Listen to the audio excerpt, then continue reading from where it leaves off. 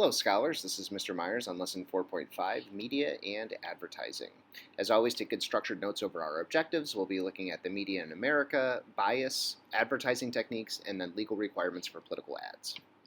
So let's start by defining what media is. Media refers to the medium, which is the singular as opposed to the plural, of which the news is being delivered, right? So the various media includes TV news, newspapers, magazines, websites on the internet, increasingly in the last 5 or 10 years, social media, blogs, all of those things would qualify as media. Now, it's important to note that most media has some kind of bias, and that's because media is made up of human beings, and all human beings have different biases and different perspectives. Most media is accused of having a liberal bias, whether that's CNN, the New York Times, the Washington Post, MSNBC, but there are some media outlets that definitely have a conservative bias. Those would be, Fox News, Wall Street Journal, and so on and so forth. Now, a good question to ask is, well, how do I know, right? If I'm trying to be a critical consumer of information, how am I supposed to know what bias exists in the source that I'm looking at? And you can see up in the top right here some basic questions to ask, right? Like, what issues does this media outlet tend to focus on? What kinds of people are interviewed? Are they hardcore liberals or hardcore conservatives? What do the headlines and the photos show?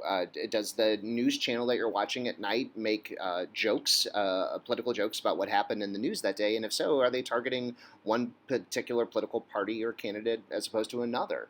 What does the editorial page highlight? The editorial page can also be a good window into the potential bias that might exist. Now, here's a great graphic that kind of plots for us the various biases of a whole host of different media outlets. And the first question that you should ask as you're looking at this is, well, where's this source from, right? How do I know what the political bias is from the people who created this? Maybe they're adding bias on top of the bias. Well, this is from the League of Women Voters. The League of Women Voters are a famously nonpartisan group of people who all they care about are people showing up at the polls and voting. So they do have a vested interest in maintaining that neutrality. And so I think the League of Women Voters is a really good source to look at and pay attention to as they outline where the bias exists in these media outlets. Now, there are very few news outlets that you can go to that will really display a neutral, both sides treated equally kind of approach to the news. The Associated Press might be a good example of that. So it's unrealistic, I think, for us to avoid media outlets that have bias. So I think the bigger issue then is making sure that folks understand what the bias is, and then to periodically be looking at news outlets that maybe don't share your particular political points of view to make sure that you're getting a balanced approach and look at the various issues. So I always believe in the importance of looking at multiple news outlets to try to get that well-rounded picture of what's going on in the news. So there's different advertising techniques that politicians use, and you might be familiar with some of this terminology from talking about propaganda during class in your sophomore world history class. I'm going to run through a couple of them, and you want to jot down a few notes on each of them. So one technique is called name calling, and this is simply when you use positive words and adjectives or negative ones in order to brand someone a particular way. So calling someone a intelligent, smart leader, or saying someone is morally corrupt will help brand them as either positive or negative. Transfer refers to transferring some kind of emotion to something that's unrelated to the initial image. So you might show cities that are on fire and burning and smoking and chaos and anarchy and looting of stores, and then immediately show your opponent that you're running against to try to transfer the negative feelings of rioting and chaos and lawlessness in the streets to that particular person. So you're transferring emotions from one image or idea to a person or a candidate. Bandwagon refers to a technique where you're trying to convince someone that everyone is doing it, that everyone feels that particular way, or certainly a majority of people feel that way. So if a politician is bringing up polling numbers and they're talking about statistics associated with that, if there's an ad that shows a diverse group of people who are all together in agreement on an issue, that's that bandwagon, hey, everyone else thinks this way, you should think this way too.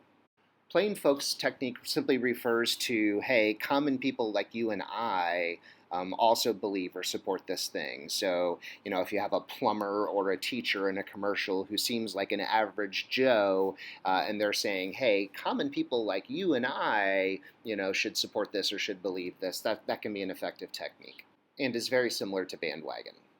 Testimonial refers to having famous people endorse a particular political candidate or idea, right? So if you have positive feelings about, the actor Tom Hanks, and Tom Hanks comes out and supports a candidate, that expert testimony might be enough to sway you to vote for that candidate.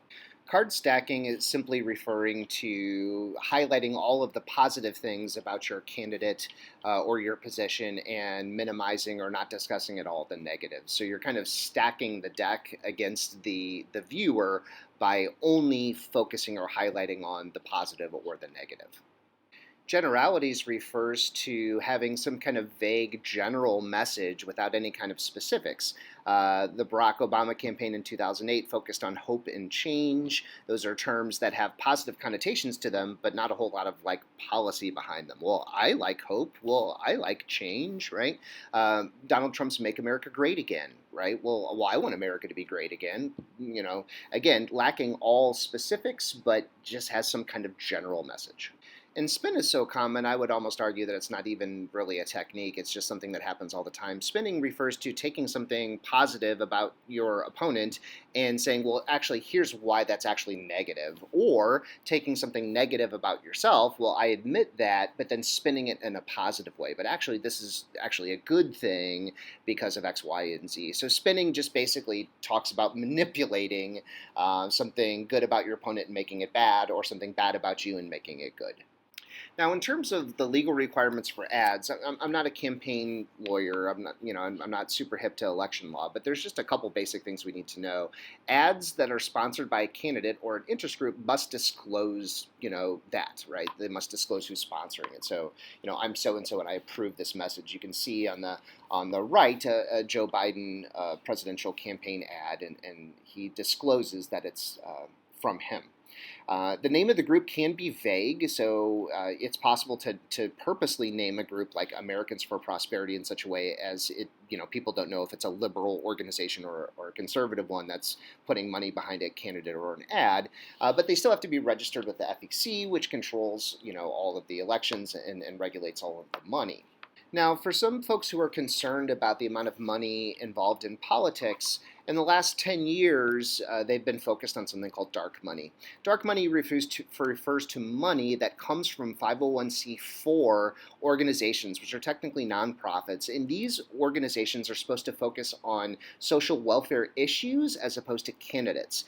And so a very simple way of saying this is that unlimited amounts of money can be spent on this type of advertising without ever disclosing who is sponsoring it and where the money is coming from, as long as that organization is a 501c4 and they're not talking about a specific candidate, but rather an issue. Now, this has been manipulated in such a way that it basically allows for unlimited amounts of corporate monies and monies from other organizations coming in and influencing the political process. And for the average citizen, it's unclear often where that dark money is coming from. So this is definitely an area where folks interested in campaign finance reform would want to put some of their efforts. Okay, I hope you took good notes, and please let me know if you have any questions.